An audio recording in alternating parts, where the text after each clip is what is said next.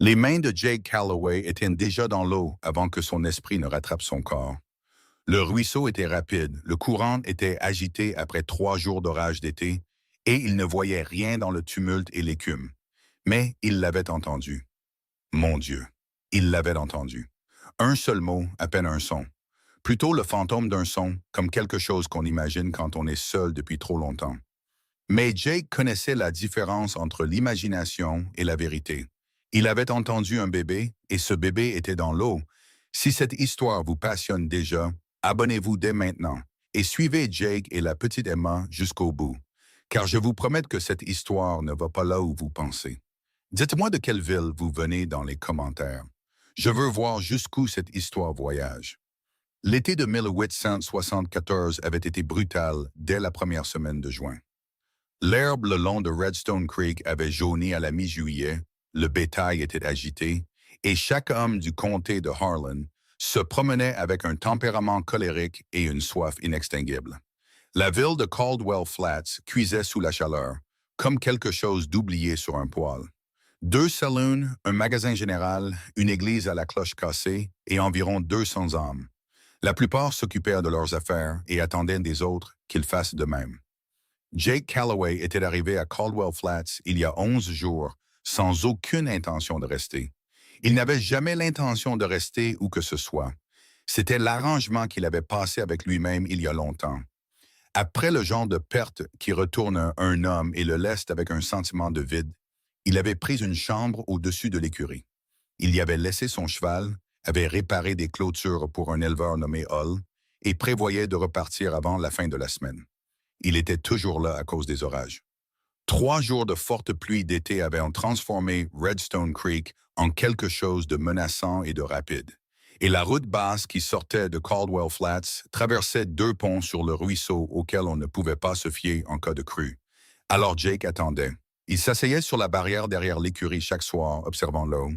Il ne parlait pas à beaucoup de gens et les habitants de Caldwell Flats n'insistaient pas.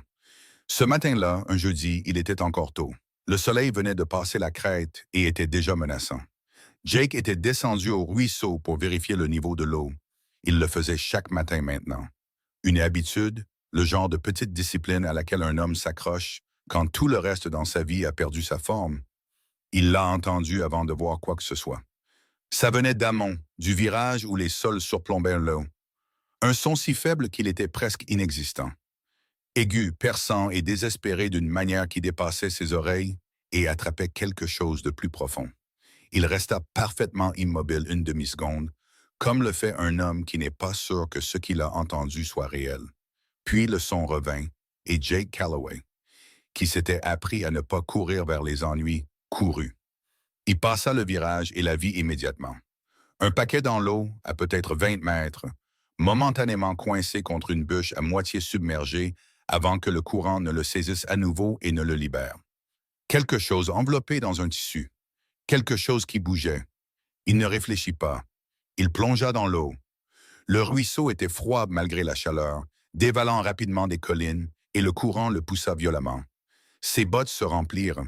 Il garda l'équilibre sur le fond rocheux par pure obstination, se dirigeant vers le milieu du courant où le paquet tournait lentement, le tissu flottant autour de quelque chose de petit. Il mit les mains dessus. Il sentit immédiatement le poids spécifique et indubitable d'un très jeune enfant. Il la serra contre sa poitrine et se retourna vers la rive, luttant contre le courant d'un bras, la tenant de l'autre.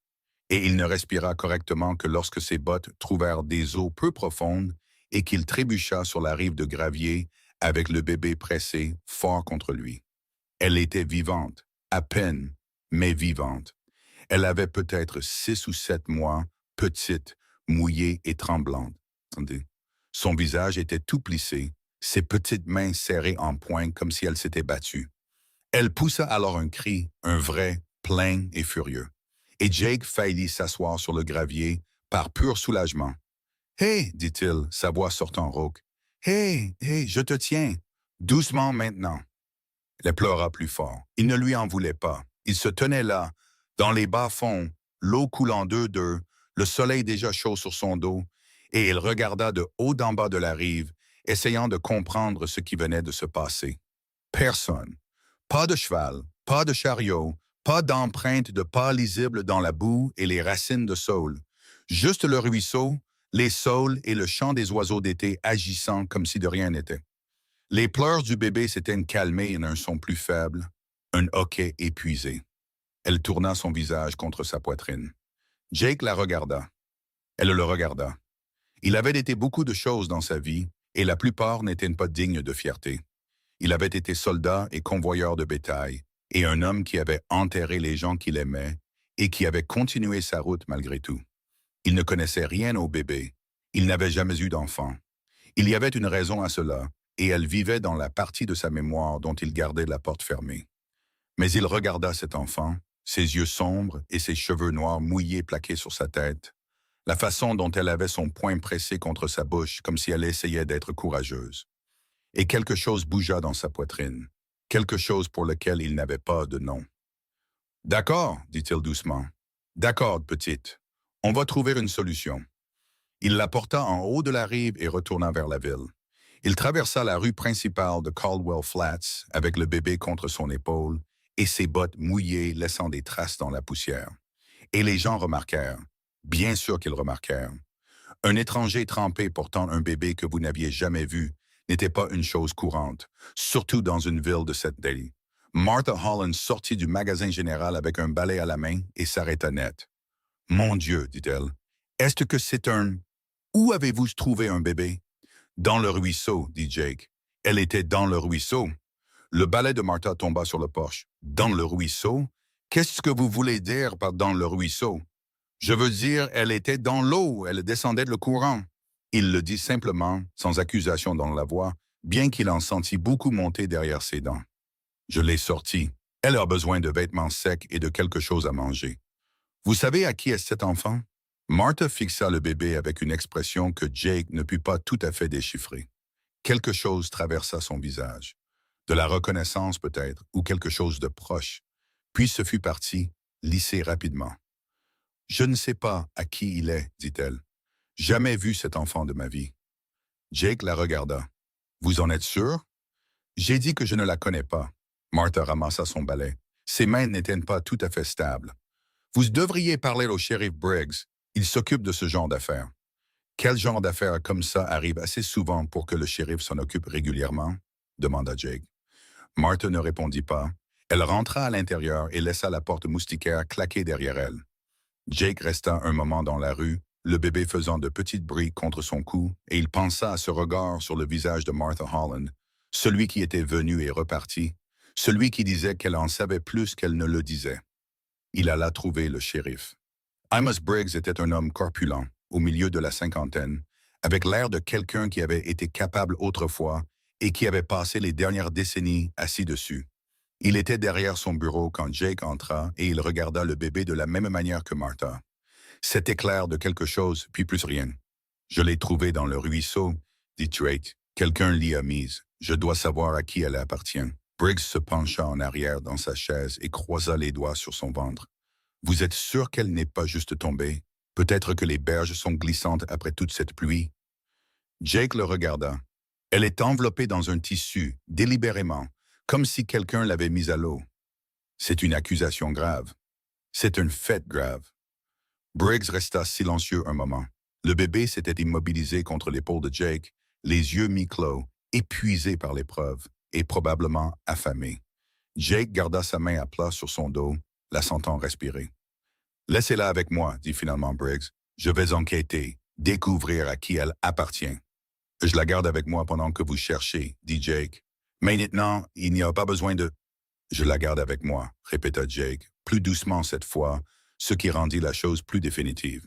Quand vous saurez qui elle est, vous viendrez me le dire. Je suis à l'écurie. » Il sortit avant que Briggs ne puisse formuler une autre phrase. Il retourna dans sa chambre au-dessus de l'écurie, enleva sa chemise mouillée et se changea en vêtements secs d'une seule main, car il ne voulait pas poser le bébé. Elle avait commencé à faire des bruits de faim, un petit bruit rythmique et insistant qui lui fit sentir l'urgence dans ses os. Il ne savait pas quoi donner à manger à un bébé si jeune. Il ne savait pas beaucoup de choses qui semblaient soudain très importantes à savoir. Il ressortit et trouva la seule femme de Caldwell Flats qui semblait susceptible de l'aider sans poser trop de questions. Une femme mexicaine plus âgée nommée Consuelo, qui vendait des herbes et des remèdes sur une charrette près de la sortie de la ville. Elle l'avait regardé droit dans les yeux quand il était passé devant sa charrette 3 jours auparavant, et il avait aimé ça chez elle. Elle a besoin de manger, dit-il, tendant légèrement le bébé. Pas tout à fait une offrande, mais presque. Consuelo regarda l'enfant un long moment. Son expression était compliquée. « Vous savez qui est ce bébé ?» demanda-t-elle. « Non. Et vous ?» Elle ne répondit pas directement. « Entrez. » Sa maison était petite, fraîche et sentait les fleurs séchées et quelque chose que Jake ne pouvait pas nommer. Elle trouva un bol peu profond et mélangea quelque chose. Du lait de chèvre, un peu de sucre, un peu d'autre chose d'une bouteille brune, et montra à Jake comment laisser le bébé boire sur un chiffon trempé dans le mélange. Le bébé s'y jeta avec une férocité presque drôle. Ses petites mains agrippaient le chiffon, son front se plissait de concentration, et elle faisait de petits bruits agressifs de satisfaction. « Elle est en bonne santé, » dit Consuelo en regardant. « Forte, elle a été bien nourrie jusqu'à récemment. »« Jusqu'à ce que quelqu'un la jette dans un ruisseau, » dit Jake. Consuelo s'assit en face de lui. Ses mains étaient jointes sur ses genoux. « Qu'avez-vous l'intention de faire d'elle? » ?»« Découvrir d'où elle vient, découvrir qui lui a fait ça. » Il fit une pause. « M'assurer que ça ne se reproduise plus. » « Et si personne ne la réclame? » Jake baissa les yeux sur le bébé qui s'était endormi en pleine tétée, le chiffon toujours serré dans ses 2 mains. Son visage était doux maintenant. La détresse en avait disparu. Elle ressemblait à ce moment-là à quelque chose pour lequel il n'avait pas les mots. « Je ne sais pas encore, » dit-il honnêtement. Consuelo l'étudia un moment d'une manière qui lui rappela sa grand-mère, le genre de regard qui va au-delà de la surface. « Soyez prudent, » dit-elle finalement. « Il y a des gens dans cette ville qui ne seront pas contents que vous l'ayez sorti de là. » Jake se figea. « Qu'est-ce que vous savez à ce sujet? »« Je sais ce que j'entends. » Elle détourna le regard. « J'entends des choses, je ne dis rien. Habituellement, c'est plus sûr. » Elle croisa son regard. « Mais vous ne semblez pas être un homme qui choisit la sécurité. Dites-moi ce que vous savez. » Elle resta silencieuse un long moment. Le bébé dormait.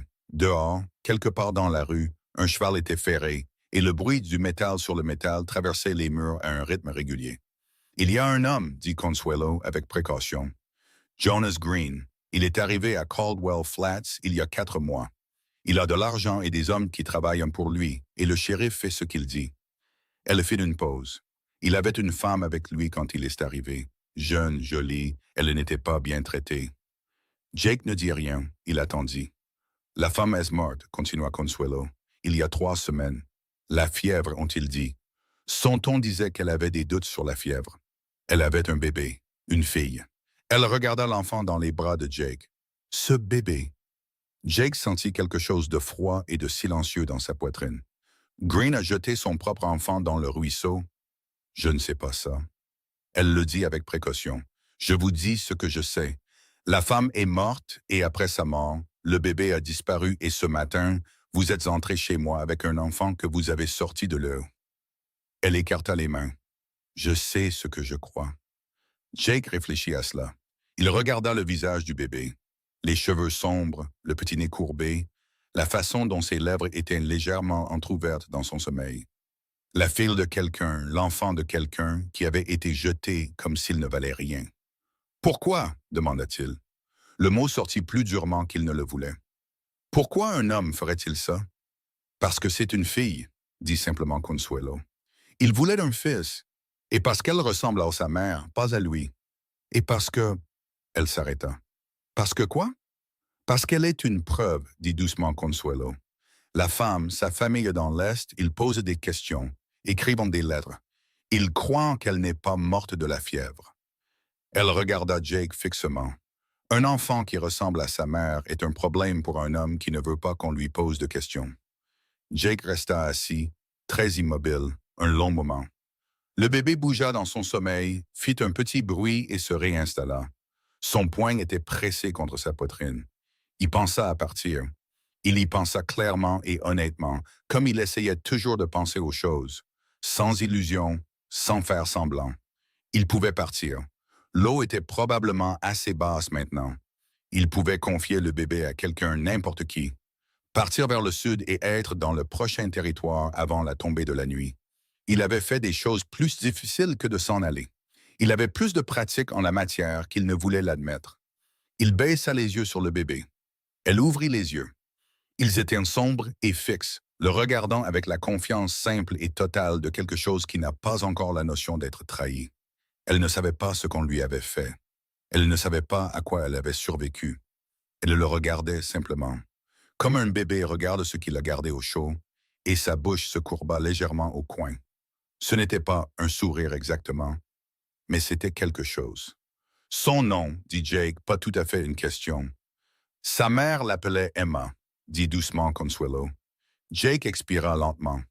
Il passa un doigt prudent le long de la joue du bébé. Elle tourna son visage vers lui. Emma, dit-il. Le bruit de bottes dans la rue s'arrêta à la porte de Consuelo. Un coup sec 3 fois, le genre qui n'est pas une demande.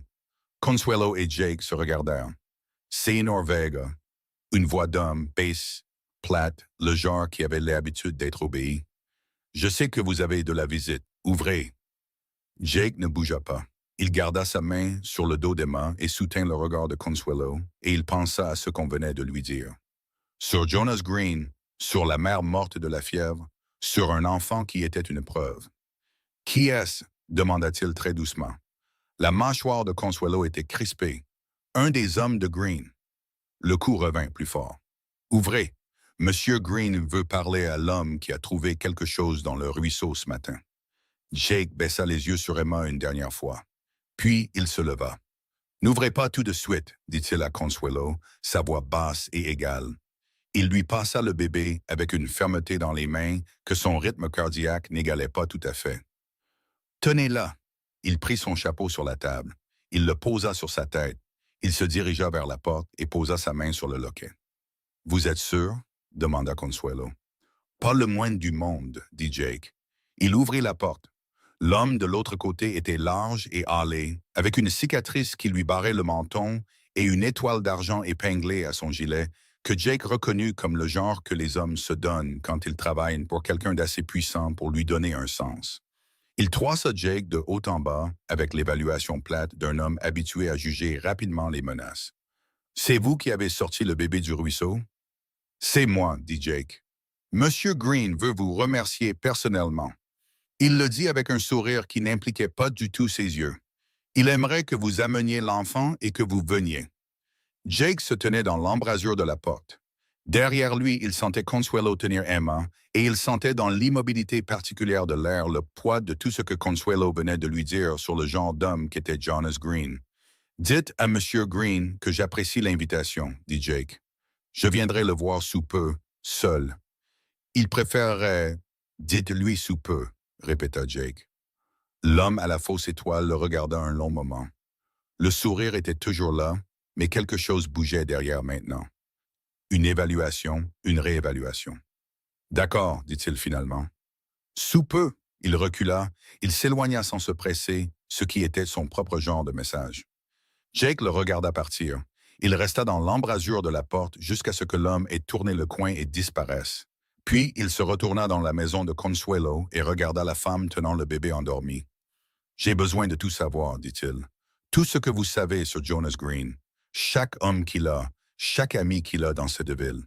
Tout. » Consuelo le regarda. Cet étranger trempé qui était venu à sa porte 1 heure plus tôt, avec un enfant qu'il avait sorti d'un ruisseau et qui se tenait maintenant dans son entrée comme s'il avait l'intention de s'y planter et de ne pas bouger. « Pourquoi? » demanda-t-elle. Jake enleva son chapeau. Il regarda Emma, ses yeux fermés, sa respiration régulière, la façon dont un petit poing était recroquevillé contre l'épaule de Consuelo. « Parce que quelqu'un doit le faire, » dit-il. Consuelo lui dit tout ce qu'elle savait, et cela prit moins de temps que Jake ne s'y attendait, ce qui signifiait soit qu'elle ne savait pas grand-chose, soit qu'elle faisait attention à ce qu'elle donnait à un homme qu'elle avait rencontré 1 heure plus tôt. Il lui accorda le bénéfice du doute et supposa que les deux étaient vrais. Jonas Green était arrivé à Caldwell Flats en mars avec 4 hommes, un chariot et une femme nommée Clara, que personne n'avait jamais entendu parler plus fort qu'un murmure. Il avait acheté l'ancienne propriété Harmon à la lisière nord de la ville, payé comptant, sans négocier. Le genre de transaction qui vous disait que l'acheteur ne se souciait pas du coût des choses tant que les gens comprenaient qu'ils pouvaient se permettre de ne pas s'en soucier. Il avait mis ses hommes dans le dortoir et installé Clara dans la maison principale, et en 2 semaines, le shérif Briggs mangeait dans sa main comme un chat de grange qui avait appris d'où venait le lait. « Que veut-il ici ?» demanda Jake. « Un homme comme ça ne s'installe pas dans une ville de cette taille sans raison. »« La terre, » dit Consuelo. « Une ligne de chemin de fer est à l'étude. La compagnie aura besoin de terre et Green a acheté des titres de propriété discrètement à des éleveurs en difficulté. » Elle changea Emma d'épaule. Certains de ces éleveurs ont vendu volontairement. D'autres ont été persuadés. Et Briggs l'aide à persuader. Briggs ferme les yeux, ce qui revient au même. Jake tourna son chapeau dans ses mains. « Clara, vous savez d'où elle venait? Est-ce du Missouri? Je pense qu'elle n'était pas... Elle n'est pas venue avec lui librement. Je crois ses yeux. » Consuelo fit une pause. « On apprend à lire les yeux quand on a vécu aussi longtemps que moi. » Ses yeux étaient ceux de quelqu'un qui attend que quelque chose de mal arrive. Le bébé fit un petit bruit et Consuelo la changea à nouveau de position, lui tapotant le dos à un rythme lent. Emma se calma. « Elle est morte il y a 3 semaines, » dit Jake. « C'est ce qu'ils ont dit. » Et puis Emma a disparu, moins de 2 jours après la mort de Clara. Consuelo croisa son regard. Green a dit aux gens que le bébé avait été envoyé à la famille de Clara dans l'Est, qu'il l'avait arrangé par charité chrétienne. Son ton sur ces 2 derniers mots était plat comme une pierre. « Personne n'a posé de questions. »« Personne n'a posé de questions, » répéta Jake. « C'est sa ville, » dit simplement Consuelo. Quand un homme possède le shérif et la moitié des titres de propriété du comté, les gens ne posent pas de questions. Ils apprennent à ne pas le faire. Jake se leva. Il alla à la fenêtre. Pas pour regarder dehors, juste pour bouger, parce qu'il était le genre d'homme qui avait besoin de bouger quand il réfléchissait intensément. Il appuya une main à plat contre le mur. « Il va venir la chercher, » dit Jake. Ce n'était pas une question. Il a déjà envoyé quelqu'un. C'était un éclaireur. Il se retourna. Il en enverra d'autres. Consuelo le regarda fixement. « Alors, que faites-vous, cowboy? » C'était la question, n'est-ce pas? Jake se posait une version de cette question depuis le moment où il avait sorti Emma de l'eau. « Que faites-vous? Un homme qui était en mouvement depuis 6 ans, ne restant jamais, n'appartenant à rien, se retrouvait soudain dans la maison d'une étrangère tenant un bébé qu'un homme puissant voulait voir mort. Que faites-vous avec ça? » Il pensa à Clara, à ses yeux. Consuelo avait dit les yeux de quelqu'un qui attend que quelque chose de mal arrive. Il pensa à ce qu'il avait fallu pour envelopper son bébé dans un tissu, le meilleur qu'elle avait, probablement la seule chose douce dans cette maison, et la porter à l'eau dans le noir et faire ce qu'elle a fait. Pas par cruauté, mais par quelque chose de tout à fait différent. Par la logique terrible et dévastatrice d'une femme qui savait ce qui allait arriver et qui a décidé que le ruisseau était plus clément que Jonas Green. La mâchoire de Jake se serra. « Elle a mis Emma à l'eau elle-même, » dit-il doucement. « Clara l'a fait. » Consuelo ne répondit pas, mais elle ne fut pas en désaccord non plus. « Elle savait qu'elle allait mourir, » dit Jake. « Et elle savait ce qui arriverait à Emma après. » Il s'arrêta. « Elle essayait de donner une chance au bébé, la laisser flotter en aval, espérer que quelqu'un... » Il s'arrêta de nouveau. Sa gorge faisait quelque chose qu'il n'appréciait pas. « Elle a laissé une chance, » dit doucement Consuelo. « Vous étiez de la chance. » Jake remit son chapeau. Il l'ajusta sur sa tête, comme le fait un homme qui a pris une décision et qui a fini de la reconsidérer. « Je vais voir Green, » dit-il. « C'est dangereux. » « Je le sais. » Il se dirigea vers la porte, puis s'arrêta. « Gardez-la ici. Ne laissez personne la voir. Ne dites à personne que vous l'avez. Pouvez-vous faire ça? » Consuelo baissa les yeux sur Emma. Le bébé avait les 2 poings pressés contre ses propres joues dans son sommeil, comme le font les bébés, comme s'ils tenaient leur propre visage. « Oui, dit-elle, je peux faire ça. Si je ne suis pas de retour au coucher du soleil, vous serez de retour, dit fermement Consuelo. Il la regarda. Vous serez de retour, répéta-t-elle, parce que cet enfant a besoin que vous le soyez. Jake sortit dans la chaleur. La propriété de Green se trouvait à l'extrémité nord de la ville, après l'écurie, une maison principale et 2 dépendances derrière une clôture en bois fendu plus neuve que tout ce qui l'entourait. Green avait de l'argent et il le dépensait d'une manière qui devait être vue. Jake remarqua les deux hommes à la porte avant qu'ils ne le remarquent, ce qui signifiait qu'ils surveillaient la route, pas l'approche par la rue latérale. Il nota cela. Il passa directement par la porte d'entrée, ce qui était la seule chose honnête à faire. L'homme qui le rencontra sur le porche n'était pas l'un des quatre qui étaient venus avec Green en mars. Jake le comprit à sa façon de bouger.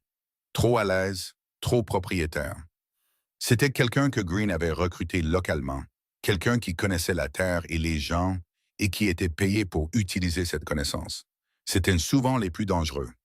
Monsieur Green vous attend, dit l'homme. Je m'en doute, dit Jake. L'intérieur de la maison était frais, sombre et sentait le tabac et quelque chose de floral qui n'avait pas sa place là. Une odeur de femme qui s'accrochait encore au rideau des murs.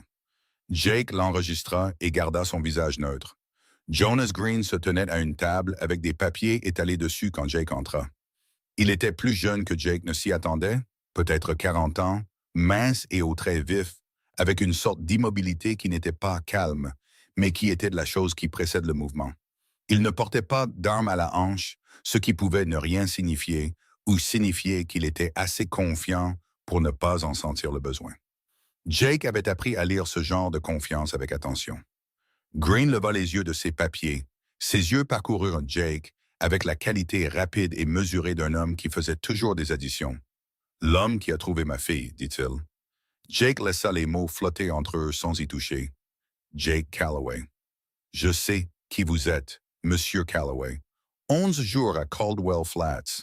Quelques travaux de clôture pour Halt. Pas d'adresse permanente. Poste de famille. » Green prit un verre d'eau et le tourna dans ses mains. « Vous êtes un homme de passage. »« Je le suis.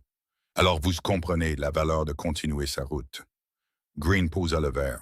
« Je suis reconnaissant pour ce que vous avez fait ce matin. Vraiment. Quoi qu'il soit arrivé à cet enfant, c'était un accident tragique, le ruisseau en crue comme il l'a été. Je suis reconnaissant qu'elle ait été trouvée. » Il plongea la main dans sa veste, en sortit une liasse de billets pliés et la posa sur la table entre eux. « Une récompense pour votre peine. Et j'aimerais ramener ma fille à la maison. » Jake regarda l'argent. Il regarda le visage de Green. Il regarda la construction soignée de l'histoire qu'on lui présentait. Accident tragique, ruisseau en crue. Et la facilité avec laquelle cet homme la racontait, sa fluidité étudiée, la façon dont il n'y avait rien derrière ses yeux quand il disait « ma fille » qui ressemblait à la peur d'un père. « Elle n'est pas ici », dit Jake. Quelque chose traversa le visage de Green. Un resserrement disparut en un instant. « On m'a dit que vous l'aviez. »« Elle est en sécurité, » dit Jake. « Je voulais venir vous voir moi-même avant toute autre chose. » Il garda sa voix égale, conversationnelle, d'homme à homme. « J'apprécie cela. » Green n'avait pas l'air d'apprécier. « Alors parlons. Où est-elle? »« J'ai posé des questions en ville ce matin, » dit Jake. « J'ai posé des questions sur le bébé, sur d'où elle venait. » Il fit une pause. « J'ai posé des questions sur sa mère. » La température dans la pièce chuta d'une manière qui n'avait rien à voir avec la chaleur extérieure. « Clara est morte de la fièvre, » dit Green avec précaution. « C'était une tragédie. » Les gens n'arrêtaient pas de dire ça. Jake pencha légèrement la tête. « Le mot tragédie est beaucoup utilisé aujourd'hui, Monsieur Calloway. » La voix de Green avait changé. Pas plus forte, plus basse, ce qui était pire. « Je ne sais pas ce qu'on vous a dit ou par qui, mais je vous assure qu'il y a une explication simple à tout ce qui s'est passé ce matin. La nourrice de l'enfant, une femme en qui j'avais confiance pour les soins d'Emma, a commis une terrible erreur. On s'est occupé d'elle. C'est une affaire de famille et j'aimerais que ma fille me soit rendue. »« Elle ne vous ressemble pas, » dit Jake. Un temps de silence. « Elle ressemble à sa mère, » dit Jake. Yeux sombres, cheveux sombres. Il garda les yeux sur Green. Elle ressemble exactement à sa mère. Les deux hommes se regardèrent par-dessus la table, l'argent toujours entre eux. « Je vais vous donner une seule opportunité, » dit doucement Green. « Prenez l'argent. Partez vers le sud. Ne dites à personne où se trouve l'enfant. Je la trouverai de toute façon. C'est ma ville et ce sont mes gens, mais je vous offre une sortie propre parce que je n'ai pas de querelle particulière avec vous. » Il laissa le silence durer exactement le temps qu'il fallait. « Et si je ne prends pas la sortie? » « Alors je serai considérablement moins généreux, » dit Green. et considérablement moins patient. Jake prit son chapeau, il se leva, il se dirigea vers la porte. Puis il s'arrêta, le dos à la pièce, la main sur le cadre de la porte, et il dit quelque chose qu'il n'avait pas entièrement prévu de dire, mais qui sortit de lui avec une certitude qu'il reconnut comme la vérité. Son nom était Clara, dit Jake, et vous savez exactement ce qui lui est arrivé. Et quelque part dans l'Est, il y a une famille qui le sait aussi. Il tourna la tête juste assez. Une petite fille avec le visage de sa mère est un problème pour un homme qui a besoin que certaines questions ne soient pas posées. Il entendit Green bouger. Il entendit les hommes dans la pièce voisine bouger. Il garda sa main sur le cadre de la porte et se força à rester complètement immobile. « Sortez de cette ville, Calloway, » dit Green. La politesse avait disparu. Ce qu'il y avait en dessous était plat, dur et très, très clair. Ce soir, sans l'enfant. Jake sortit. Il retourna dans la chaleur, les mains ballantes le long du corps, l'esprit travaillant vite et le son de son propre cœur battant fort dans ses oreilles. Il avait fait ce qu'il était venu faire, c'est-à-dire regarder Jonas Green en face et prendre sa mesure. Et la mesure qu'il avait prise était la suivante. Green était intelligent, il était patient, et il était du genre dangereux qui vient d'avoir opéré sans conséquences assez longtemps pour ne plus croire que les conséquences existaient. Il croyait aussi, pensa Jake, que tout le monde avait un prix, que l'argent et les menaces dans la bonne combinaison ouvraient toutes les portes.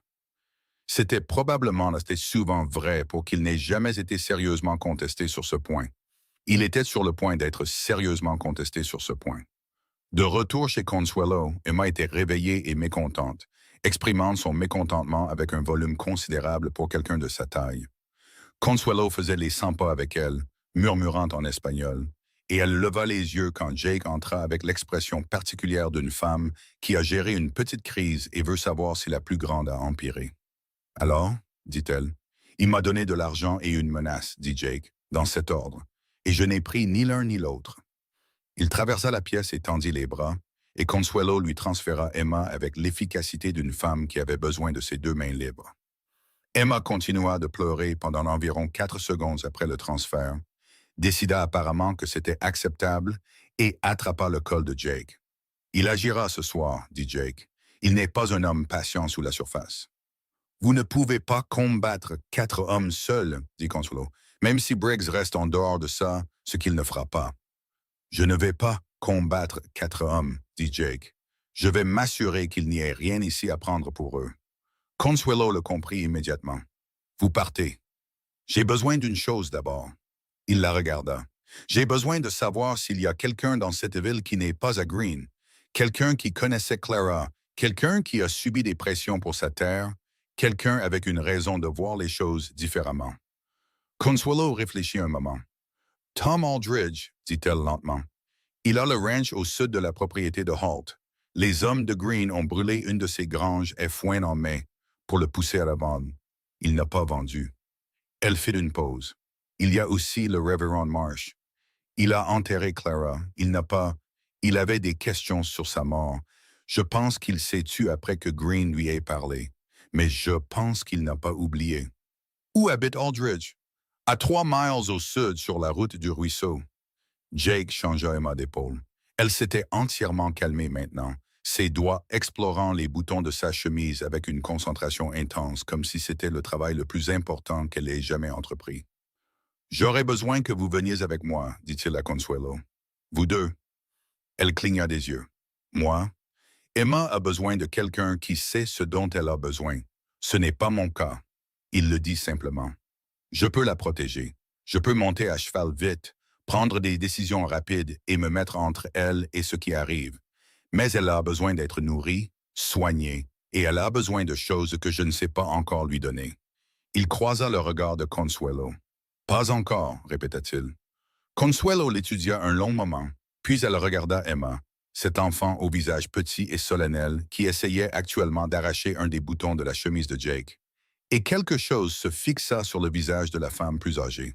« J'ai une mule, dit-elle. »« Nous prendrons la mule, dit Jake. Il alla d'abord à l'écurie. Son cheval, un quarter horse gris qu'il appelait Smoke, qu'il avait depuis 4 ans et en qui il avait plus confiance que la plupart des gens, était dans le 2e box. Jake le sella rapidement et réfléchit à la route vers le sud sur la route du ruisseau jusqu'à la propriété d'Aldridge.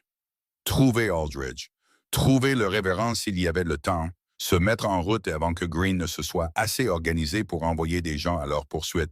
C'était mince. Ce n'était pas tant un plan qu'une direction, ce qui, d'après son expérience, était parfois tout ce qu'on avait.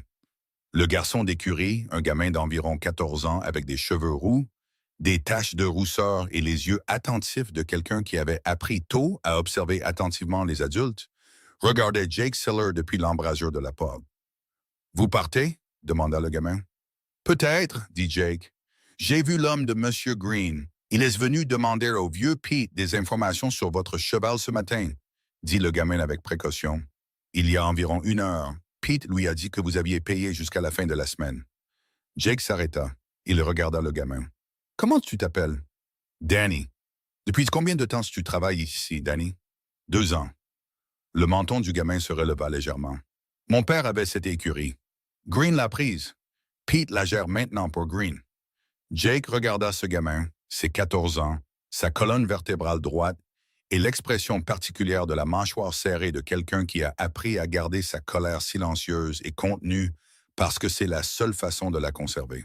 « Tu sais monter à cheval? » demanda Jake. « Oui, monsieur. »« Tu connais les routes secondaires vers le sud, celles qui ne suivent pas le ruisseau? » Les yeux de Danny s'aiguisèrent. « Oui, monsieur, je les connais mieux que personne. » Jake le regarda pendant 3 longues secondes. « Prends tes affaires, dit-il. » Quelque chose traversa le visage de Danny. Pas de la surprise exactement, plutôt de la reconnaissance, comme si une partie de lui avait attendu que quelqu'un dise ces mots et avait presque abandonné l'espoir. « Oui, monsieur, » dit à nouveau Danny, puis il se retourna et courut. Jake finit de sceller Smoke, le conduisit dans la ruelle et se tint dans la chaleur, la main sur l'encolure du cheval, pensant à la nuit. Green agirait probablement après la tombée de la nuit. Il avait assez d'hommes pour couvrir les sorties évidentes, et Briggs bouclerait tout ce que Green lui dirait de boucler. Les routes secondaires étaient la seule option, ce qui signifiait que Danny n'était pas une œuvre de charité. Danny était nécessaire. Il pensa à Consuelo, qui avait vécu discrètement et prudemment pendant des années dans une ville qui ne lui appartenait pas et à qui on demandait maintenant de la quitter en un après-midi.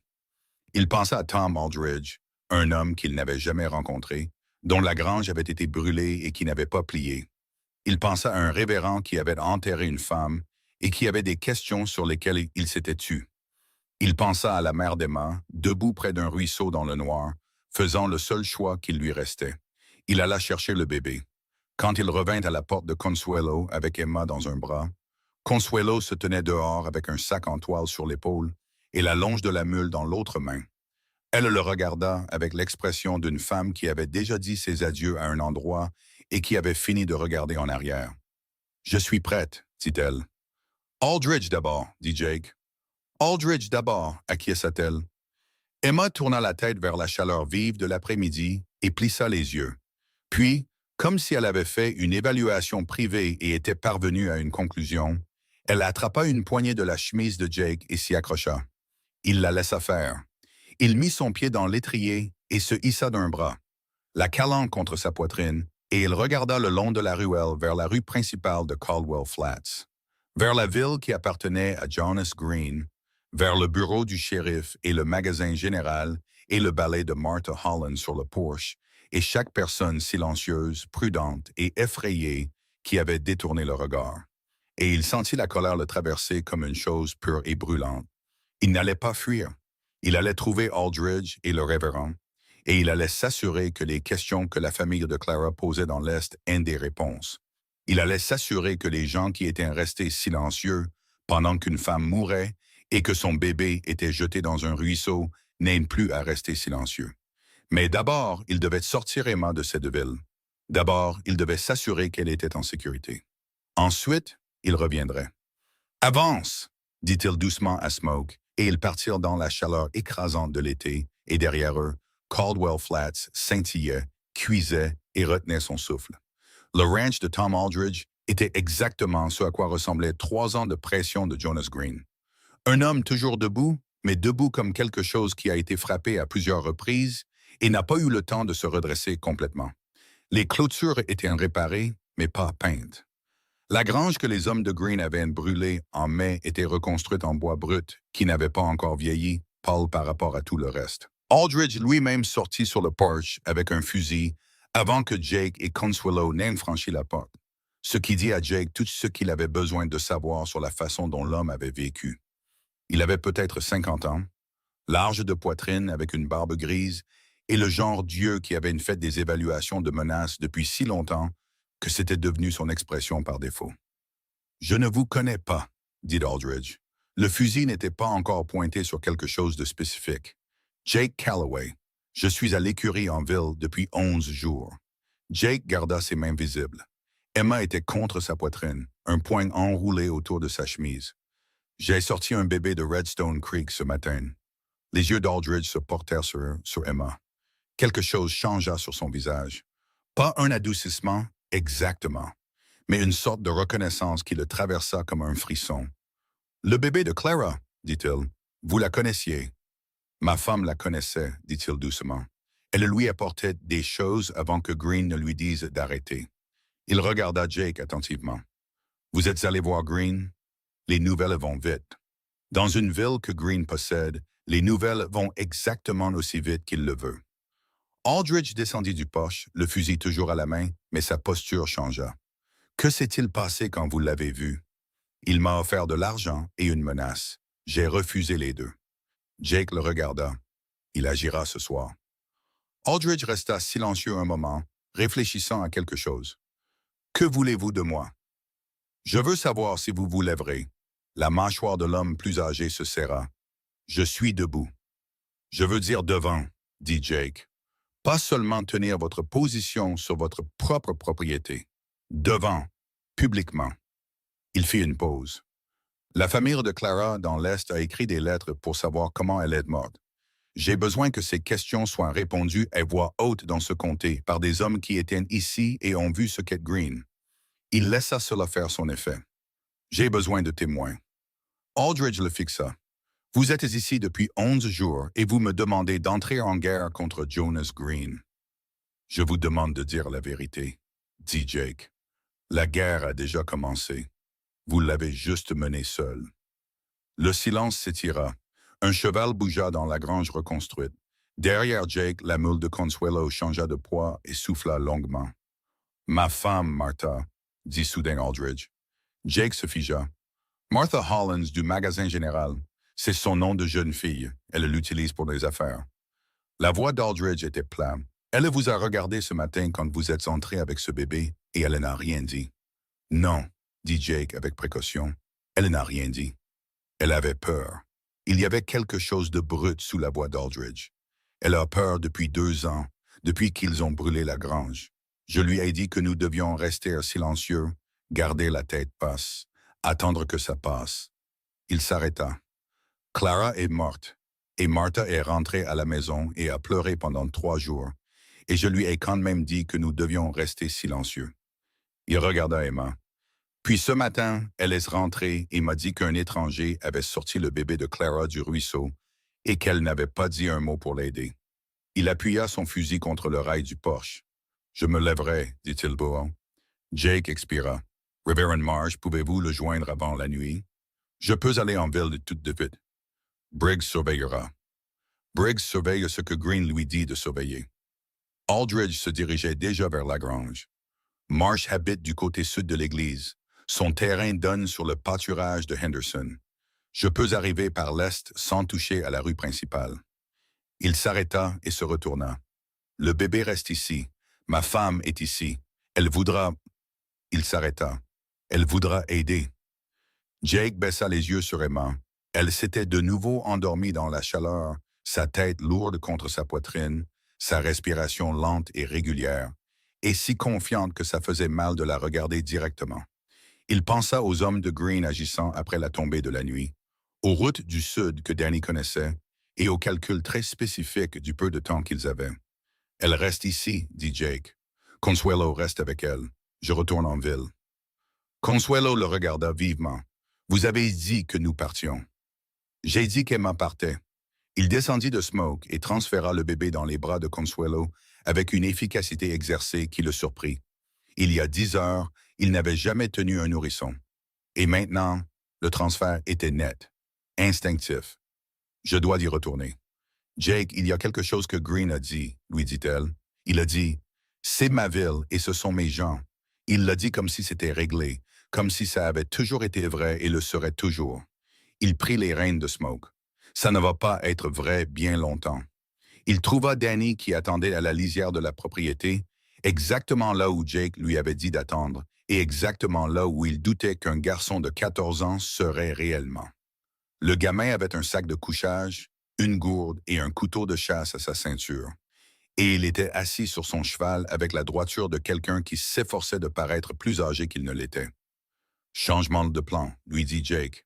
Tu restes ici avec le bébé. Si quelqu'un vient de la ville avant mon retour et que ce n'est pas Aldridge ou le Révérend, tu prends la route des mules vers le sud et tu ne t'arrêtes pas. Danny avait l'air de vouloir discuter. Il avait l'air de calculer si la discussion fonctionnerait. Qu'allez-vous faire demanda-t-il. Finir quelque chose, dit Jake. Il retourna à Caldwell Flats dans la longue lumière dorée de la fin de l'après-midi, la chaleur pesant sur tout et les rues plus calmes qu'elles ne l'avaient été ce matin. Ce calme était d'un genre spécifique, le genre qu'une ville fait quand on lui a dit de rester à l'intérieur. Jake le sentit sur sa peau alors qu'il remontait la rue principale, descendait de cheval devant le bureau du shérif et attachait Smoke à la barre. Briggs était à l'intérieur, comme prévu. Il leva les yeux de son bureau et passa par plusieurs expressions en succession rapide. Surprise, calcul. Quelque chose qui aurait pu être une lueur de honte avant d'être enseveli sous les couches d'un homme qui avait fait ses arrangements il y a longtemps. Calloway, dit-il, je pensais que vous seriez parti. J'y ai pensé. Jake tira la chaise en face du bureau et s'assit sans y être invité. Vous devez entendre certaines choses. Je ne pense pas. Clara Morrison, c'était ton nom complet. Clara Ann Morrison de Saint Joseph, Missouri. Son père est un homme nommé William Morrison, qui possède une quincaillerie, et a écrit 3 lettres au bureau du gouverneur territorial au cours des 6 dernières semaines pour s'enquérir de sa fille. Il observa attentivement le visage de Briggs. Le bureau du gouverneur a transmis ces lettres au shérif du comté. C'est vous. Briggs ne dit rien, mais quelque chose dans sa posture avait changé.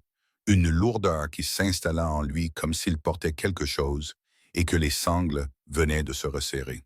Vous avez reçu ces lettres? Ce n'était pas une question. Je ne sais pas, quel est votre but? Jake se pencha en avant. Il utilisa délibérément le prénom de l'homme parce qu'il n'était pas là pour faire des discours. Il était là pour atteindre ce qui était encore atteignable chez cet homme. Une femme est morte. Son bébé était dans l'eau ce matin. Il y a un père dans le Missouri qui veut savoir ce qui est arrivé à sa fille. Vous avez reçu des lettres et vous savez ce qu'est Jonas Green. Il fit une pause. Vous avez toujours su ce qu'il est. Vous avez calculé qu'il était plus sûr de détourner le regard. Je comprends ce genre de calcul. J'en ai fait moi-même. Il soutint le regard de Briggs. Mais vous avez dépassé le point où détourner le regard vous garde en sécurité. Ces lettres existent. Le bureau du gouverneur en a des copies. Quand tout cela s'effondrera, et ça va s'effondrer ce soir, d'une manière ou d'une autre, vous serez l'homme qui savait et n'a rien fait. Briggs avait les 2 mains à plat sur son bureau. Sa mâchoire travaillait comme s'il mâchait quelque chose qui ne voulait pas passer. Ou, dit Jake, vous êtes l'homme qui a finalement fait quelque chose quand ça comptait, quand c'était difficile. Il laissa cela en suspens. C'est le seul choix qu'il vous reste, Amos. Il n'y a pas de version où vous restez à l'aise. Le silence dans le bureau fut le plus long que Jake ait connu de toute la journée. Il a 4 hommes, dit finalement Briggs. Sa voix était rauque. La voix d'un homme qui arrachait des mots de quelque part de profond et de réticent. Harley, Cruz, Webb et un nouveau nommé Dodd, qui est venu du sud il y a 3 semaines. Ils sont tous à la propriété ce soir. Il s'arrêta. Il m'a dit cet après-midi de m'assurer que vous ne quittiez pas la ville des vivants. Jake se figea. Il l'a dit comme si c'était une course, dit Briggs, comme si ce n'était rien. Il baissa les yeux sur ses mains. Il a déjà dit des choses comme ça et je... Il s'arrêta. Je me suis dit que ce n'étaient que des mots. Ce n'étaient pas que des mots, dit Jake. Non, la mâchoire de Briggs se serra. Non, ce n'étaient pas que des mots. Dehors, le bruit de bottes sur le trottoir en bois, plus d'une paire se déplaçant avec détermination.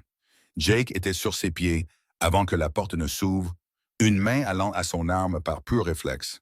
Et puis Aldridge franchit la porte avec un homme mince aux cheveux blancs derrière lui, qui portait un col de pasteur et avait l'expression de quelqu'un qui était parvenu à une décision après un long et douloureux voyage.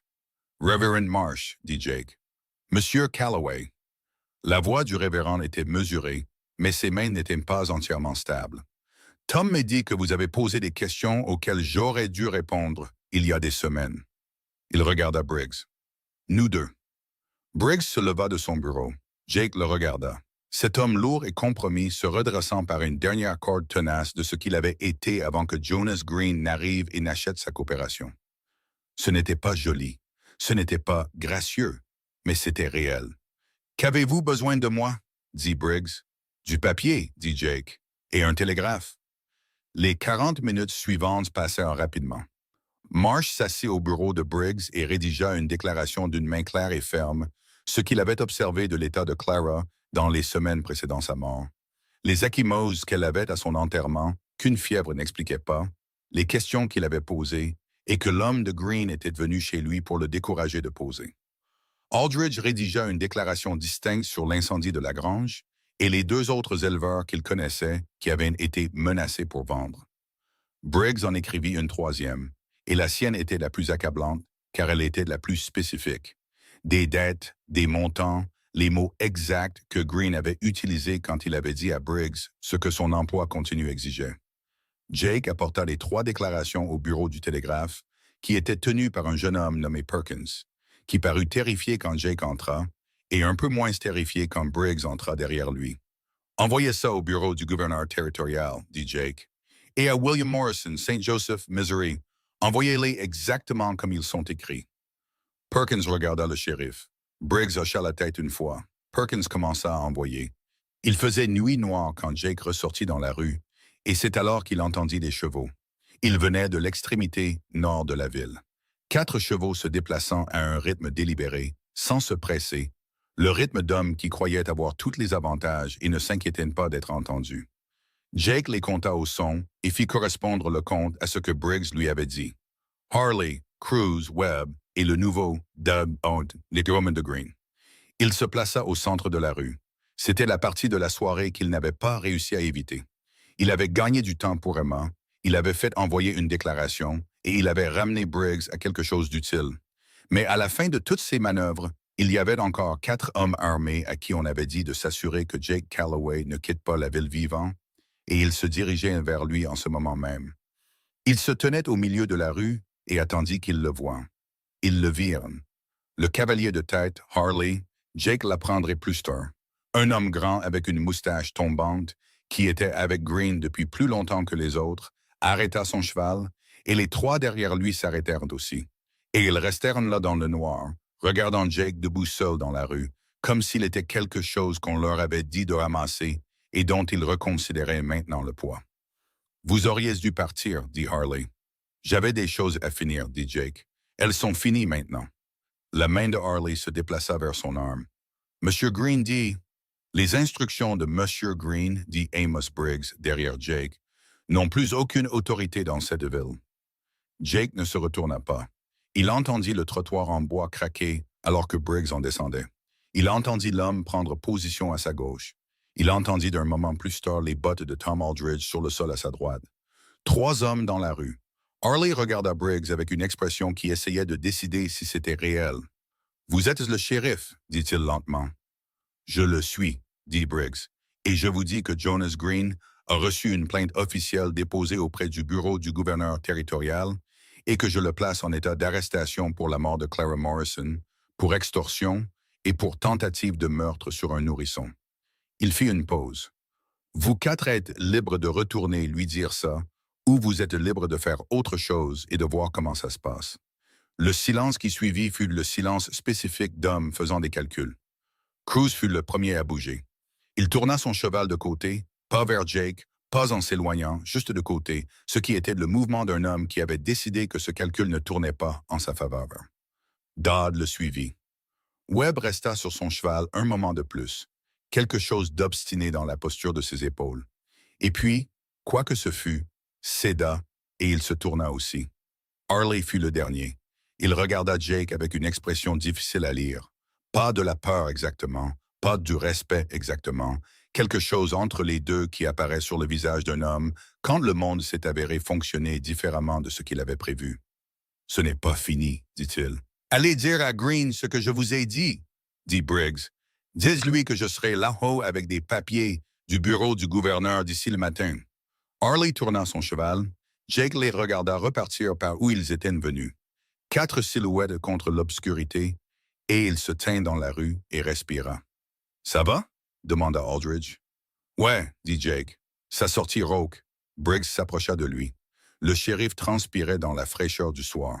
Ses mains étaient à ses côtés et il les ouvrait et les fermait légèrement, ce que Jake reconnut comme la libération physique d'une très grande quantité d'énergie nerveuse.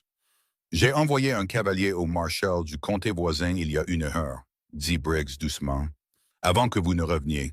Je l'ai envoyé avant que vous ne reveniez. Jake le regarda de côté. J'avais déjà décidé, dit Briggs. Sa voix était bourrue avec quelque chose qu'il n'allait pas appeler par son nom.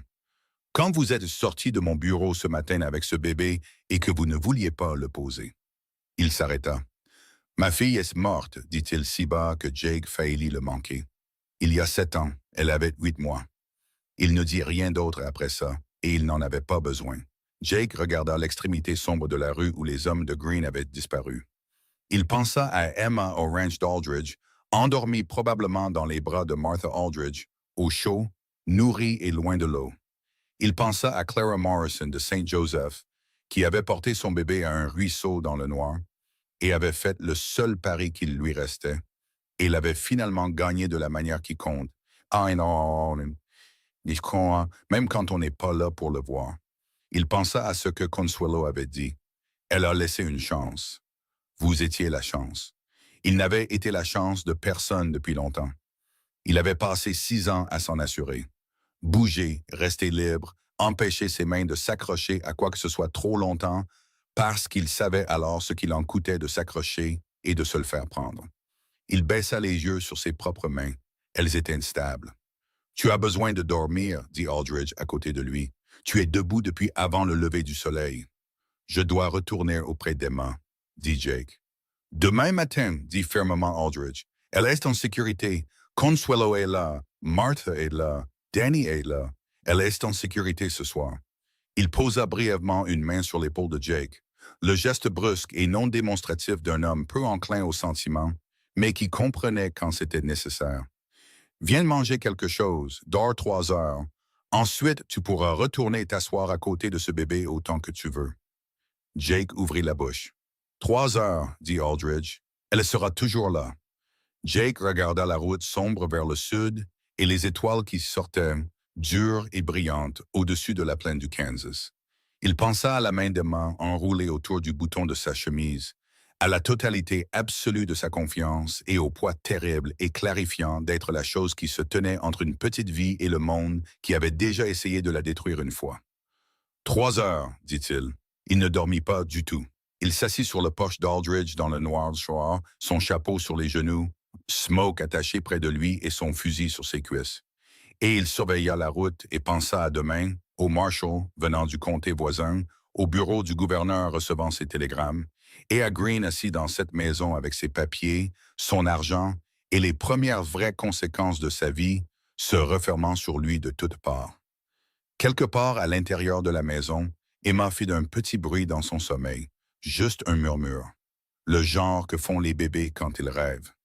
De quoi que rêvent les bébés? La voix de Martha Aldridge se fit entendre, douce et immédiate, une réassurance silencieuse offerte sans réfléchir. La façon dont une femme qui aime un enfant fait des bruits dans le noir pour lui dire que le monde est toujours en ordre. Jake écouta ce son pendant un long moment. Ses mains restèrent stables sur le fusil. Le marshal du comté de Hayes arriva aux premières lueurs avec 2 adjoints et un mandat fédéral qui était resté dans sa sacoche de sel pendant 6 semaines, attendant exactement ce genre de plainte. Son nom était Cal Denner, et c'était un homme petit et précis qui se déplaçait comme quelqu'un qui avait été dans des situations dangereuses assez de fois pour que l'urgence n'apparaisse plus sur son visage. Il serra la main de Jake sur le porche d'Aldridge dans le gris matinal, le soleil venant juste de couper l'horizon. Il regarda les 3 déclarations écrites que Jake lui tendit et les lut toutes sans un mot. La famille Morrison a contacté Washington, dit Denner quand il eut fini. Il plia les papiers avec soin. Son père a des amis bien placés. Ça couvait depuis un moment. Il regarda Jake avec des yeux qui faisaient la même évaluation rapide que Jake avait appris à reconnaître chez les hommes qui restaient en vie dans un travail difficile. C'est vous qui avez sorti le bébé. Oui. Et c'est vous qui avez fait changer Briggs d'avis. Briggs a changé d'avis tout seul, dit Jake. Je lui ai juste donné le bon moment. Danner les regarda une seconde de plus que nécessaire. Vous avez un endroit où aller après ça? Pas particulièrement. Alors restez dans les parages, dit Danner. J'aurais peut-être besoin d'un témoin qui n'est pas de ce comté. Ils entrèrent à Caldwell Flats avec le soleil qui se levait durement et la ville déjà réveillée.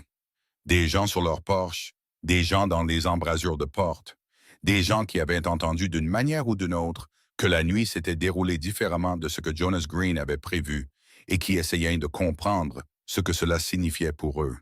Jake observa leur visage en traversant la ville et il vit le calcul se faire en temps réel.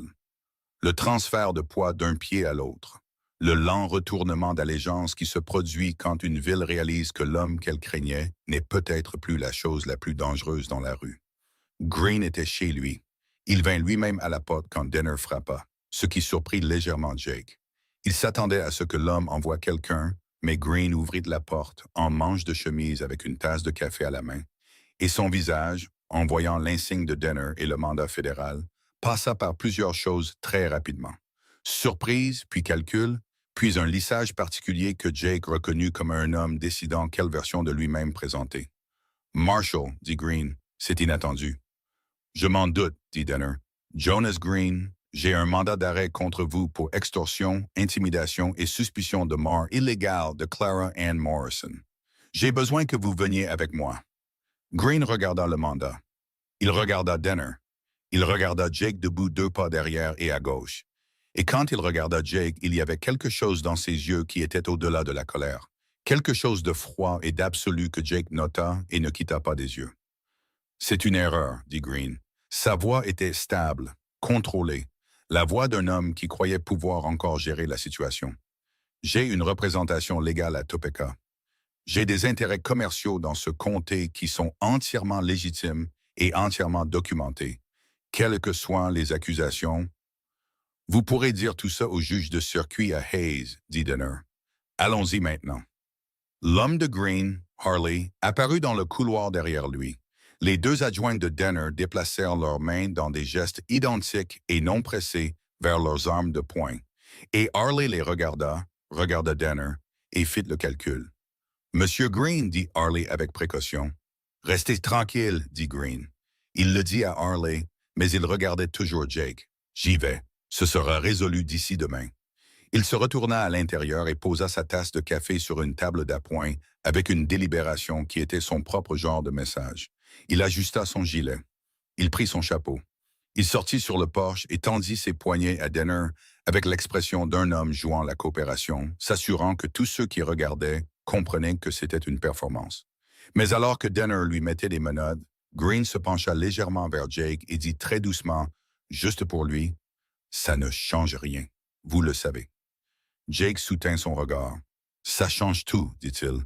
Vous ne le savez juste pas encore. » Green sourit, un sourire mince et précis qui n'impliquait rien au-dessus de ses pommettes. « Profitez du bébé, dit-il, tant que vous l'avez. » Denner le fit descendre les marches du porche et Jake resta là et laissa les mots le traverser et ressortir de l'autre côté. Et il se força à rester immobile jusqu'à ce que Green soit sur un cheval avec l'adjoint de Denner et s'éloigne dans la rue. Et puis il se permit de respirer. Aldridge s'approcha de lui. « Qu'est-ce qu'il vous a dit? » « Il m'a rappelé que ce n'est pas ça fini, dit Jake. « Ça prendra du temps, dit Aldridge. Le processus légal, le procès, ses avocats à Topeka. »« Je sais. » Jake se détourna des silhouettes qui s'éloignaient. « Je dois retourner auprès d'Emma. » Il retourna au ranch d'Aldridge avec le soleil du matin dans le dos, l'esprit travaillant sur ce que Green avait dit, ce que cela signifiait et ce que cela allait exiger de lui. Green avait de l'argent, des avocats et un réseau de relations construit au fil des ans, et un mandat fédéral était un début, pas une fin. Il y aurait un procès, il y aurait des retards, des reports, des manœuvres juridiques qui étireraient la chose sur des mois. Et jusqu'à ce que ce soit vraiment résolu, jusqu'à ce que Green soit condamné et que la dernière ficelle soit coupée, Emma était toujours une affaire non réglée dans l'esprit d'un homme dangereux. Jake savait ce qu'il devait faire.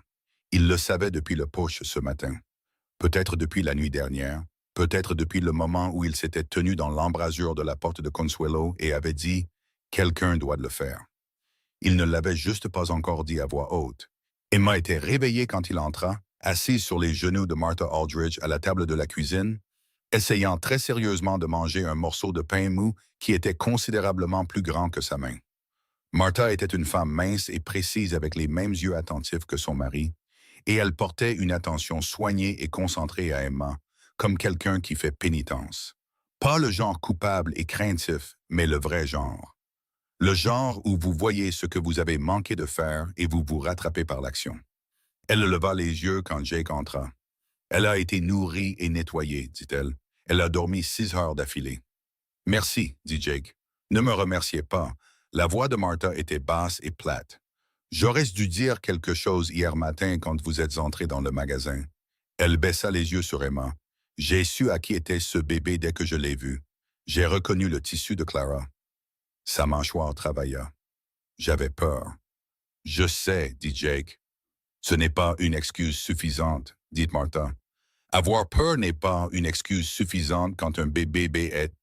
Elle s'arrêta, serra les lèvres, Emma attrapa son doigt, et elle baissa les yeux sur la petite main enroulée autour de la sienne, et quelque chose traversa son visage qui était privé, profond, et non destiné à être observé. Jake détourna le regard et la laissa faire.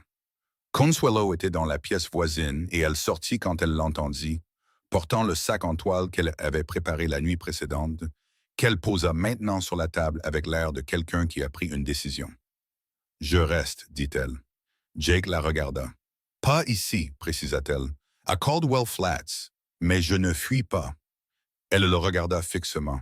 « Denner aura besoin de témoins, Marsh aura besoin de soutien, Martha aura besoin de... » Elle fit une pause. « Cette ville va traverser quelque chose de difficile, et il y a des gens qui valaient la peine qu'on reste. » Elle pencha légèrement la tête. « Vous n'êtes pas l'un de ces gens, vous le savez. » Jake resta silencieux.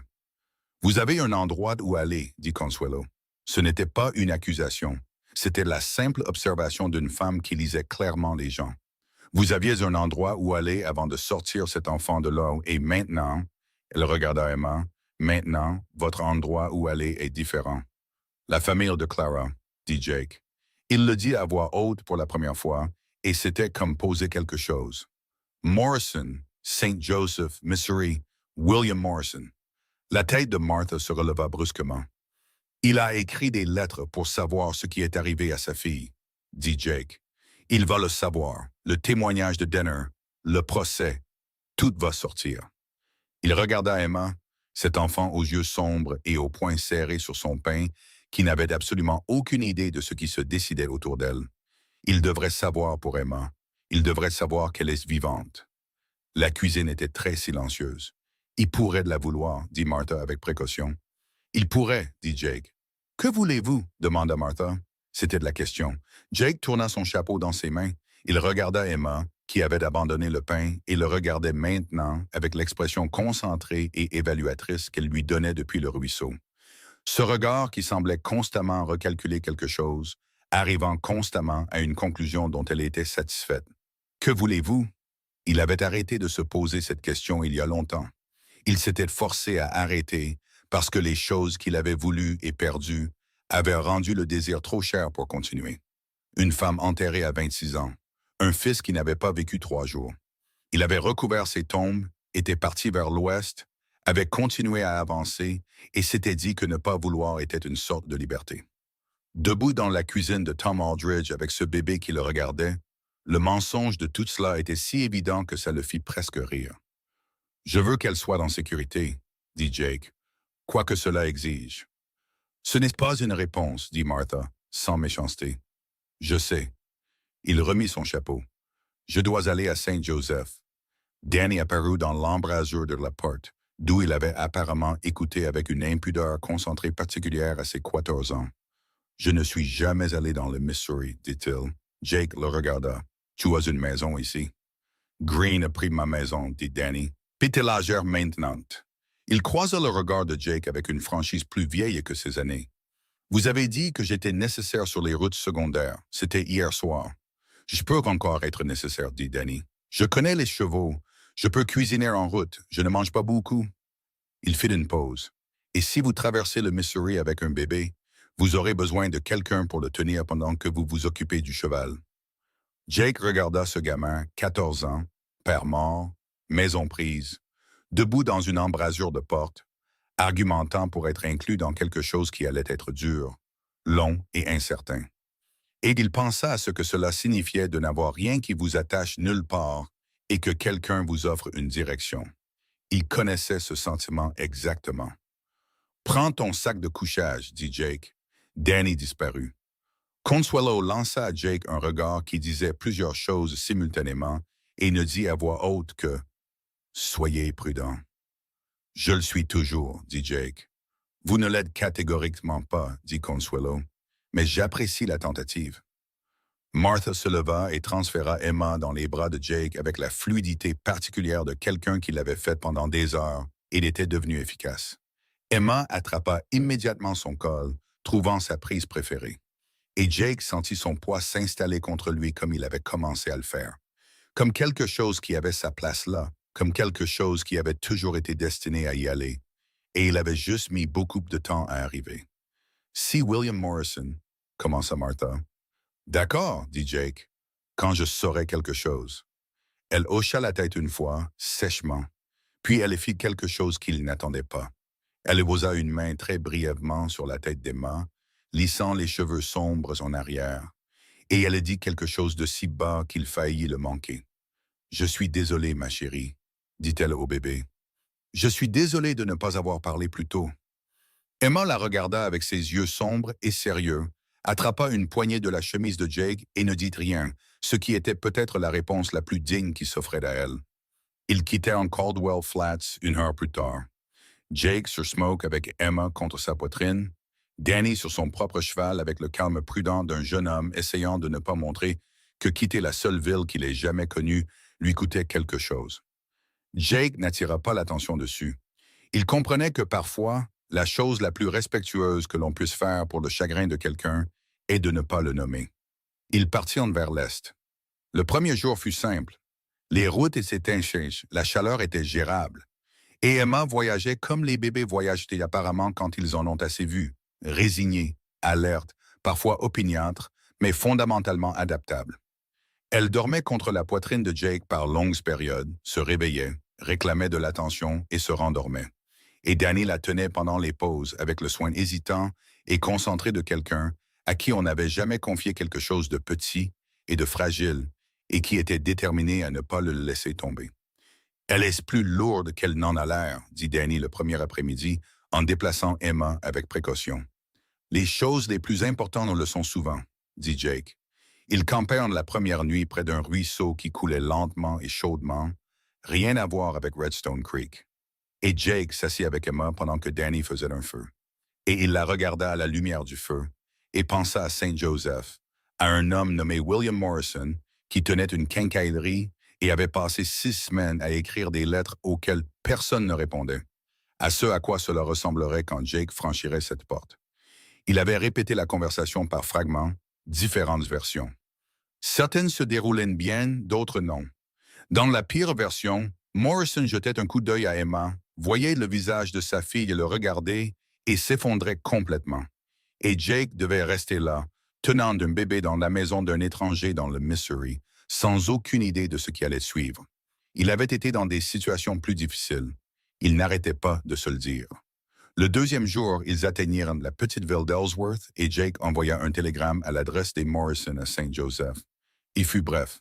« Je m'appelle Jake Calloway. J'ai des informations sur votre fille Clara et sur votre petite-fille Emma. Je me rends à Saint Joseph. J'arriverai dans environ 4 jours. Calloway. » Il l'envoya, ressortit et se tint au soleil, attendant de ressentir quelque chose de définitif sur ce qu'il venait de faire. Il ressentit environ 6 choses simultanément. Aucune n'était définitive. Danny attendait avec les chevaux et Emma était réveillée dans le creux de son bras, observant un moineau avec la concentration intense de quelqu'un qui rencontre des moineaux pour la première fois et les trouve très suspects. « Vous l'avez envoyé ?» demanda Danny. « Envoyé? Qu'est-ce qui se passe quand on arrive là-bas? » « Je ne sais pas encore. » Danny absorba cela. Il s'était amélioré en 2 jours pour absorber l'incertitude. Ou peut-être qu'il avait toujours été bon à ça et attendait juste que quelqu'un lui montre que l'incertitude était quelque chose que l'on pouvait traverser plutôt qu'éviter. « Et s'ils veulent la garder? » demanda-t-il. La question était prudente, délibérément neutre. Jake reprit Emma. Elle se transféra avec sa prise et son installation habituelle, sa main trouvant son col. « Alors ils la gardent, dit-il. Si ce sont de bonnes personnes qui la veulent et peuvent lui donner un vrai foyer, alors elle va avec eux. C'est ce qui est juste. Et si ce ne sont pas de bonnes personnes? » Jake resta silencieux un moment. « Alors on verra ce qui est juste à partir de là. » Danny regarda Emma. « Elle ne sait rien de tout ça, dit-il. Pas une plainte, juste l'observation de quelqu'un de très jeune rencontrant pour la première fois la façon dont les adultes portent des choses énormes autour d'enfants qui sont béatement inconscients d'être portés. »« Non, dit Jake. Elle ne sait pas. C'est probablement une bonne chose. »« Probablement, acquiesça Jake. La réponse de Saint Joseph arriva plus vite qu'il ne s'y attendait. Il la reçut dans la ville suivante où ils s'arrêtèrent, transmise en avance parce qu'il avait dit au télégraphiste d'Ellsworth où il se dirigeait. La réponse tenait dans 3 lignes. Il la lut debout au comptoir du télégraphe avec Emma endormie contre son épaule et Danny à la porte. « Monsieur Calloway, nous attendons des nouvelles depuis 6 semaines. Veuillez venir aussi vite que vous le pouvez. Nous serons là. William Morrison. » Jake la lut 2 fois. Puis il la plia et la mit dans la poche de sa veste, près de son cœur. Il pensa à un homme assis dans une quincaillerie du Missouri depuis 6 semaines, attendant la moindre nouvelle. Il pensa à ce que ce genre d'attente pouvait être. Sa qualité d'usure spécifique, la façon dont elle vous rongeait, le fait de ne pas savoir qui était pire que de savoir. Il avait connu sa propre version de cette attente des années auparavant dans un contexte différent, et la cicatrice était assez profonde pour qu'il la reconnaisse dans 3 lignes de texte télégraphiées d'un étranger. « On forcera l'allure demain, dit-il à Danny. Je veux avancer plus vite. » Danny se redressa. « Oui, monsieur. » Ils avancèrent plus vite. Le 4e jour, ils traversèrent la frontière du Missouri. Le matin frais et vif, la terre changeant sous eux, plus plate et plus verte, plus habitée que le Kansas, plus clôturée. Emma avait développé au cours du voyage une opinion très spécifique sur l'herbe. Elle la voulait. Chaque fois qu'il s'arrêtait et que Jake la posait par terre, elle se dirigeait immédiatement vers n'importe quelle parcelle disponible et tentait de la manger, ce qui était apparemment ce que faisaient les bébés. Et Jake l'en empêchait environ 8 fois par jour avec l'efficacité résignée de quelqu'un qui avait accepté cela comme sa principale occupation. Danny avait commencé à lui parler, pas en langage de bébé, en langage normal, expliquant les choses qu'il croisait, les noms des arbres et des oiseaux, les formations nuageuses, la façon dont la surface de la route changeait entre les comtés. Il le faisait avec la même voix stable et un peu trop sérieuse qu'il utilisait pour tout. Et Emma écoutait avec un intérêt évident. Et Jake chevauchait à côté, les écoutant toutes les deux, et ne disait rien à ce sujet parce qu'il n'y avait rien à dire, sauf que c'était de la chose la plus naturelle qu'il ait vue depuis plus longtemps qu'il ne pouvait s'en souvenir. Ils atteignirent Saint-Joseph en fin d'après-midi du 4e jour. C'était une vraie ville selon les normes de l'Ouest, un trafic fluvial développé, l'énergie particulière d'un lieu commercial qui savait qu'il comptait. Jake était venu ici une fois auparavant, des années plus tôt, et cela lui semblait différent maintenant. Tout semblait différent quand on transportait quelque chose de précieux à travers. Il s'arrêta devant la quincaillerie Morrison sur la rue principale et regarda l'enseigne un long moment. « Quincaillerie Morrison et fils », disait l'enseigne, et le « et fils » pesait sur sa poitrine avec plus de poids qu'il ne l'avait prévu. « Vous voulez que je la tienne ?» demanda doucement Danny. « Non, dit Jake. » Il descendit de Smoke. Il ajusta Emma contre son épaule, redressa sa veste et regarda la porte. « Je veux qu'elle soit avec moi quand j'entrerai. » Il posa la main sur la porte. À l'intérieur du magasin, il faisait frais et ça sentait l'huile, le métal et la sueur. l'odeur spécifique d'une quincaillerie en activité qui était entre les mêmes mains depuis longtemps. Une jeune femme derrière le comptoir leva les yeux quand Jake entra, et ses yeux se posèrent immédiatement sur Emma, et elle devint très immobile. Elle avait les cheveux sombres et les yeux sombres. Emma avait les cheveux sombres et les yeux sombres. La ressemblance était du genre spécifique et indéniable, qui vous frappe au sternum. Je cherche William Morrison, dit Jake. La jeune femme contourna le comptoir. Ses mains étaient pressées à plat contre sa jupe, la façon dont les mains d'une personne se pressent à plat contre quelque chose quand elles ont besoin de les empêcher de trembler. Je suis sa fille, dit-elle. Sa voix était mal assurée. Anna Morrison. Clara était ma sœur. Elle regarda Emma et ce qui traversa son visage était énorme, incontrôlé et entièrement réel. Le chagrin, l'incrédulité et quelque chose qui aurait pu être de l'espoir se frayant un chemin à travers les deux. C'est la fille de Clara, dit Jake. Elle s'appelle Emma. Anna Morrison tendit une main vers le bébé. Ses doigts tremblaient. Emma regarda l'étrangère avec sa sérieuse évaluation habituelle, puis avec la franchise absolue d'un nourrisson qui a développé des opinions bien arrêtées sur qui est digne de confiance et qui ne l'est pas, se pencha hors des bras de Jake vers la main d'Anna. Du fond du magasin vint le bruit d'une porte qui s'ouvre et d'un pas lourd et délibéré, et Jake leva les yeux et vit William Morrison arriver. Un homme grand, plus âgé, avec des tempes grisonnantes et le visage buriné de quelqu'un qui avait passé des mois dans une sorte de douleur particulière et avait oublié ce que son visage ressentait sans elle. Il s'arrêta quand il vit Jake. Il s'arrêta quand il vit Emma. Ses yeux passèrent de l'un à l'autre, puis se posèrent sur Emma avec une expression qui était la chose la plus nue que Jake ait vue sur le visage d'un homme adulte depuis longtemps. « Elle est vivante », dit Morrison. Les mots sortirent à peine au-dessus d'un murmure. « Elle est vivante », dit Jake. Morrison traversa la pièce en 4 pas, et Jake tendit Emma, et le vieil homme la prit avec le soin attentif et énorme de quelqu'un qui reçoit quelque chose qu'il croyait ne jamais recevoir. Et il la serra contre sa poitrine et ferma les yeux. Et le souffle qu'il laissa échapper fut le son de 6 semaines d'attente terrible qui prenaient fin. Emma, de son côté, attrapa une poignée de ses cheveux gris et s'y accrocha avec une conviction totale. Anna Morrison pleurait ouvertement. Elle n'essayait pas de s'arrêter. Jake se tenait dans la quincaillerie de Saint Joseph, Missouri, son chapeau à la main, la lumière de fin d'après-midi entrant par les fenêtres, et il regardait cette famille retrouver quelque chose qu'elle pensait avoir perdu pour toujours, et il sentit quelque chose dans sa propre poitrine qu'il n'avait pas ressenti depuis 6 ans. C'était comme être quelque part où il était censé être. Morrison ouvrit les yeux. Il regarda Jake par-dessus la tête d'Emma. Ses yeux étaient humides, sa mâchoire était serrée, et il ressemblait à un homme qui avait quelque chose d'important à dire et n'était pas sûr qu'aucun mot ne soit suffisant pour le dire. « Racontez-moi tout », dit Morrison. Alors Jake lui raconta tout. Il raconta tout, chaque morceau, du son qu'il avait entendu au ruisseau à la rencontre avec Consuelo, à la confrontation avec Green, au télégramme que Denner avait envoyé, au mandat et à l'arrestation.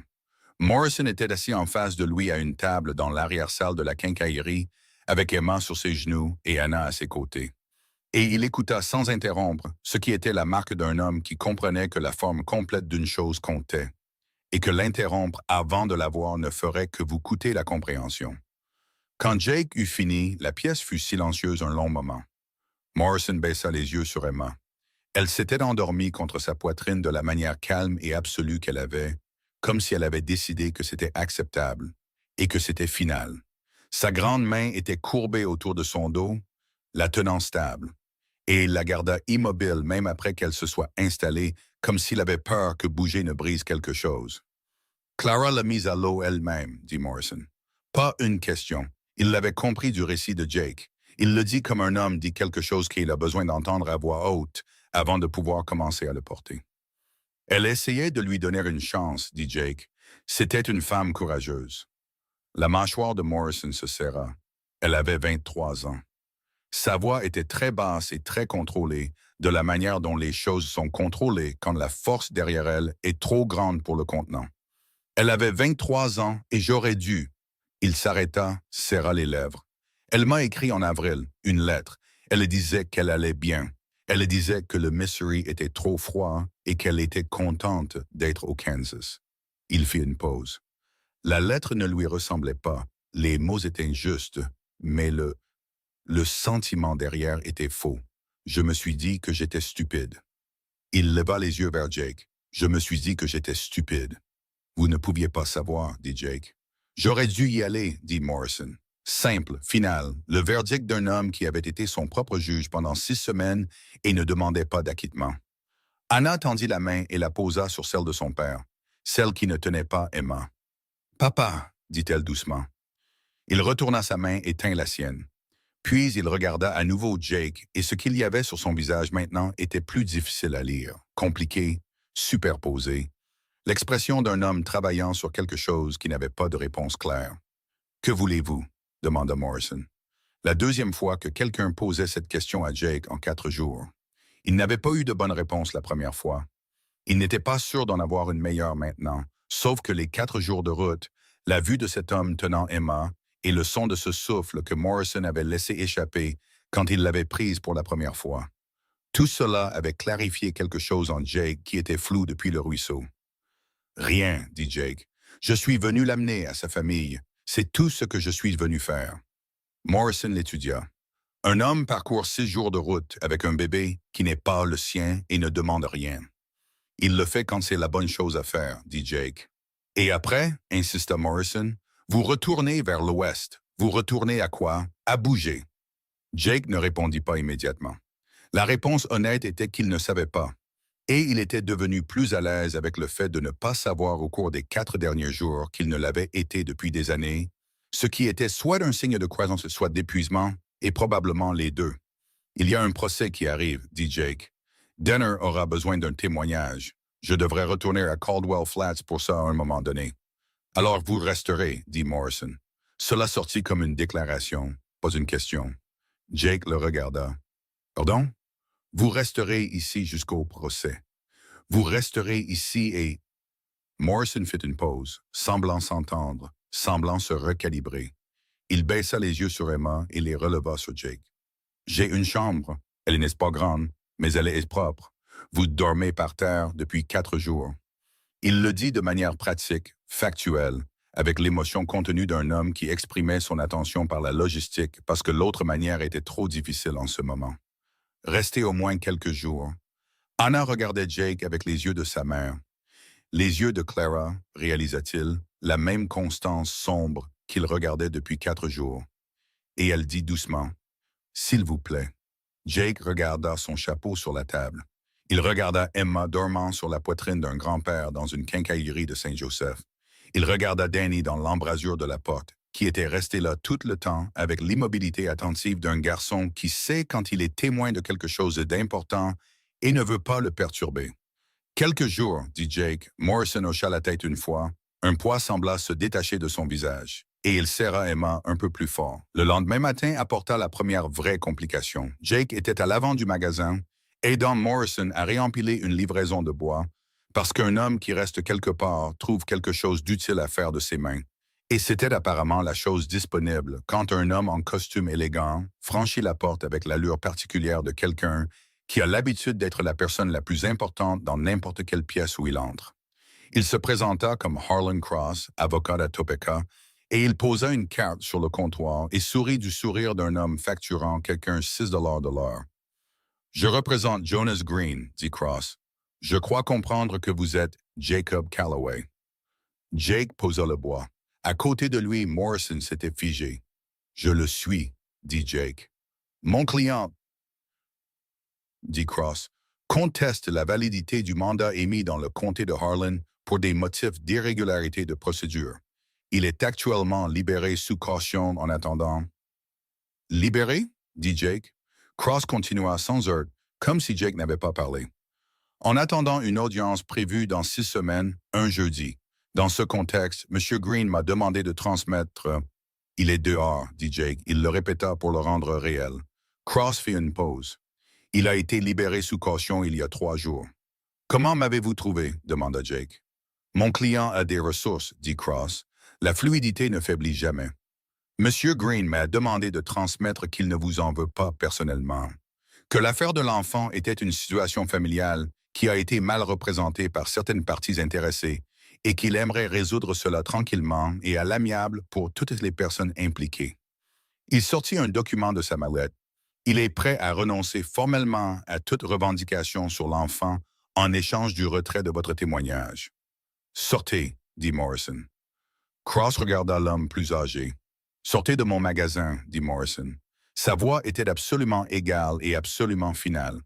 Maintenant, Cross regarda entre eux. Il ramassa sa carte sur le comptoir. Il remit le document dans sa mallette avec les mouvements non pressés d'un homme qui avait déjà fait cela et savait que la pression prenait du temps et qu'il reviendrait. Mon client veut simplement, commença-t-il. Votre client a jeté ma petite fille dans un ruisseau, dit Morrison. Dites-lui que William Morrison dit que la seule chose qu'il obtiendra de cette famille est ce qui l'attend dans cette salle d'audience. Dites-lui exactement ça.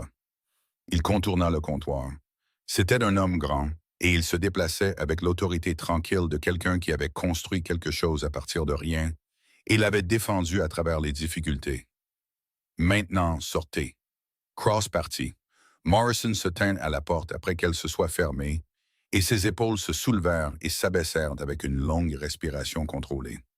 Puis il se retourna, et Jake vit ce qu'il lui en avait coûté de se contenir à travers cela, la tension autour de ses yeux, la façon dont ses mains étaient très légèrement instables. « Il essaiera encore, » dit Jake. « Qu'il essaye, » dit Morrison. Il retourna au comptoir, il prit une clé à molette de la livraison et la posa à sa place sur l'étagère avec une précision qui était sa propre forme de contrôle. « J'ai des lettres qui remontent à 6 semaines. J'ai mon propre avocat dans cette ville. J'ai 3 conseillers municipaux qui me connaissent depuis 20 ans. » Il regarda Jake. « Et je vous ai. » Jake soutint son regard. « Vous m'avez, » dit-il. Cet après-midi-là, Jake envoya un télégramme à Denner dans le comté de Hayes. La réponse revint en moins de 2 heures. Au courant de la libération sous caution. Constitue le dossier. Votre témoignage est crucial. Ne laissez pas la famille Morrison subir de pression. Denner. Jake le lut et pensa à Cross et à son costume lisse et à la manière spécifique dont il avait dit « Mon client a des ressources. » Il pensa à Green assis quelque part au Kansas, libéré sous caution, se recalibrant. Il pensa à ce qu'un homme comme ça faisait quand l'approche directe échouait. Les angles indirects qu'il chercherait. Les points de pression, la sape lente et patiente. Il monta à l'étage et regarda Emma. Elle était sur une couverture par terre dans la chambre que Morrison lui avait donnée, sur le dos, examinant ses propres pieds, avec une expression de curiosité philosophique si authentique que Jake resta dans l'embrasure de la porte 1 minute entière avant qu'elle ne le remarque. Quand elle le fit, son visage changea immédiatement. Le sérieux se brisa en autre chose, quelque chose de direct et de simple, et elle fit un bruit et tendit les 2 bras vers lui. Jake traversa la pièce et la prit. Il s'assit sur le bord du lit avec elle sur ses genoux et elle attrapa immédiatement son col, sa première action invariable, établissant le contact, confirmant la présence. Et il posa sa main sur son dos et la sentit respirer et pensa à Green et Cross et aux 6 semaines à venir et au procès et à toutes les pièces mobiles de l'affaire. Et puis il arrêta de penser à tout ça parce qu'Emma posa ses 2 mains sur son visage, une sur chaque joue, comme le font les bébés, pressant avec l'ardeur brute de quelqu'un qui a découvert que les visages sont intéressants. Et elle le regarda très directement, et dit avec une clarté de conviction absolue, la syllabe qu'elle avait apparemment construite depuis plusieurs jours. « Papa », dit-elle. Jake devint complètement immobile. Emma le répéta avec l'insistance de quelqu'un qui énonce une évidence. « Papa ». Jake resta assis avec ce mot pendant un long moment. Il resta assis avec, comme on reste assis avec quelque chose qui change la géographie de son intérieur. Pas de façon spectaculaire, pas d'un seul coup, mais définitivement en permanence. « Ce n'est pas... » commença-t-il. Sa voix sortit rauque. Il s'éclaircit la gorge. « Ce n'est pas tout à fait ça, petite. » Emma fut entièrement indifférente à cette objection. Elle lui tapota la joue 2 fois et le dit une 3e fois avec une confiance absolue et le regarda comme si elle attendait qu'il rattrape ce qu'elle avait déjà compris. Il entendit des pas dans le couloir, leva les yeux et Anna était dans l'embrasure de la porte. Elle avait entendu. Elle avait une main sur la bouche, ses yeux brillaient et elle était très clairement en train de décider si elle devait dire quelque chose. « Ne dites rien, » dit Jake. « Je n'allais rien dire, dit-elle. Si vous alliez... » J'allais seulement dire... Elle entra dans la pièce et s'assit sur la chaise près de la fenêtre, rentrant ses pieds sous elle comme le fait une femme dans sa propre maison. Elle regarda Emma, qui était passée du visage de Jake au bouton de son col, et y travaillait avec une détermination concentrée. Elle savait, dit doucement Anna. Quoi qu'elle sache des gens, elle vous a su tout de suite. Elle fit une pause. Clara était comme ça aussi. Elle le savait toujours tout de suite. Jake baissa les yeux sur Emma. Papa veut te parler, dit Anna. Ce soir, après le dîner, il a quelque chose à te demander. Qu'est-ce que c'est? Il devrait le demander lui-même. Elle se leva. Il travaille sur la façon de le dire depuis hier. Elle sourit légèrement, un petit sourire sincère qui avait du chagrin sur les bords. Le genre qui met longtemps à revenir et qui a l'air différent quand il le fait. Ce n'est pas un homme qui trouve les mots facilement. Vous devrez peut-être être patient avec lui. Après le dîner, après la vaisselle, après que Danny se soit retiré dans la chambre d'en face que Morrison lui avait dit qu'il pouvait occuper aussi longtemps que Jake resterait, de la manière factuelle dont il avait offert une chambre à Jake, comme si la générosité était simplement la réponse évidente à la situation. Morrison et Jake s'assirent dans le salon avec du café et Emma endormie dans le petit berceau en bois qui était apparu de quelque part dans la maison cet après-midi. Morrison regarda le berceau pendant un moment. C'était celui de Clara, dit-il, et celui d'Anna avant ça. Il s'arrêta. Ma femme l'a fait. Elle est décédée il y a 8 ans. Jake ne dit rien. Il comprenait ce genre de comptabilité, la récitation des pertes, la cartographie de ce qui reste. J'ai une entreprise, dit Morrison, une solide. Cette ville, Anna est ici. Elle est douée pour les comptes. Elle est forte. Il tourna sa tasse de café dans ses mains. Emma aura un foyer ici, un vrai, une famille autour d'elle, de la stabilité. Il regarda Jake directement. Toutes les choses dont un enfant a besoin. Oui, dit Jake. Et elle aura besoin de plus que ça, dit Morrison. Elle aura besoin de gens qui restent, qui ne bougent pas. Il le dit simplement, sans accusation, le posant simplement comme un fait entre eux. Elle a déjà perdu sa mère. Elle n'a pas besoin de perdre tous ceux en qui elle a confiance. Jake soutint le regard de l'homme. Que me demandez-vous? Morrison expira. Il posa sa tasse. C'était la partie dont Anna avait prévenu. Les mots sur lesquels il avait travaillé. Ceux qui ne venaient pas facilement à un homme qui s'exprimait par la logistique et l'action. Je vous demande si vous êtes un homme qui peut arrêter de bouger, dit Morrison. Je vous demande s'il y a quelque chose ici qui vaille la peine de s'arrêter. Il fit une pause.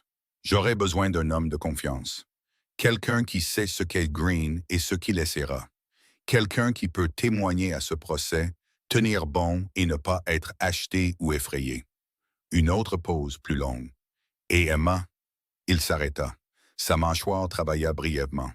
Emma nous a déjà dit ce qu'elle pense. Le mot flottait entre eux. Papa. Jake avait essayé de ne pas le regarder directement de toute la soirée. Je n'ai rien à offrir, dit Jake. Pas de terre, pas d'argent, non. Je ne demande pas ce que vous pouvez offrir, dit Morrison. Je demande ce que vous voulez.